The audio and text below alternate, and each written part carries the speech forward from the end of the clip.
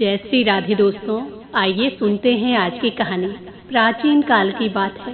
सगर नाम के एक प्रतापी राजा थे जिन्होंने अपने साम्राज्य के विस्तार के लिए अश्वमेध यज्ञ का आयोजन किया और उस यज्ञ के दौरान घोड़ा छोड़ दिया गया। जब इस यज्ञ का पता देवराज इंद्र को चला तो वो बड़े चिंतित हो गए।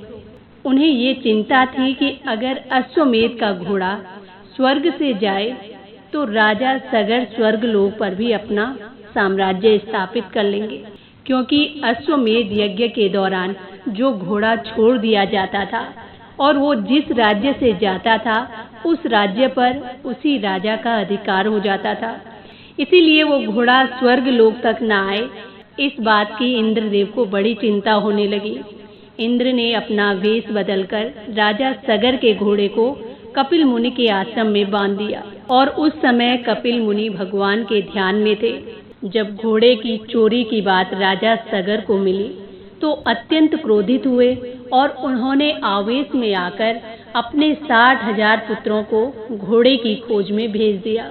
जब उनके पुत्रों को इस बात का पता चलता है कि कपिल मुनि के आश्रम में वो घोड़ा बंधा हुआ है, तब उन्होंने अज्ञानतावश कपिल मुनि को चोर मान लिया और उनसे युद्ध करने के लिए आश्रम में चले गए।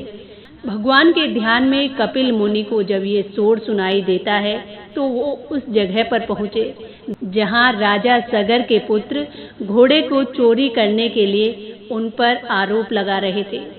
ये सुनकर देव मुनि अत्यंत दुखी हुए और उन्होंने क्रोध में आकर राजा सगर के सभी पुत्रों को अग्नि में भस्म कर दिया और उसके सभी पुत्र प्रेत योनि में भटकने लगे।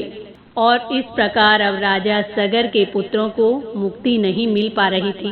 अब राजा सगर के कुल में जन्मे राजा भगीरथ ने अपने पूर्वजों की आत्मा की शांति के लिए भगवान विष्णु की कठोर तपस्या की और तपस्या से प्रसन्न होकर जब भगवान विष्णु ने भगीरथ को दर्शन दिए तो उन्होंने वरदान मांगने के लिए कहा। भगीरथ ने पूर्वजों की आत्मा की शांति के लिए माँ गंगा को धरती पर लाने की प्रार्थना की।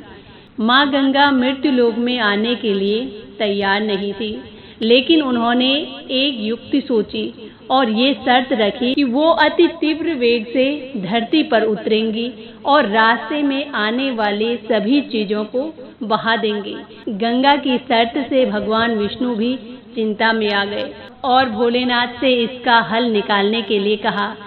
और तब भगवान विष्णु ने कहा कि वो गंगा को अपनी जटाओं में स्थान देंगे, जिससे धरती पर विनाश नहीं होगा।